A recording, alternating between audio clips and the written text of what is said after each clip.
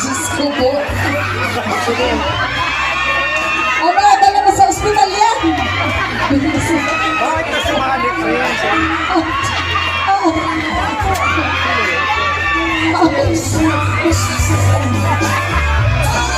Ala lagi, baka yan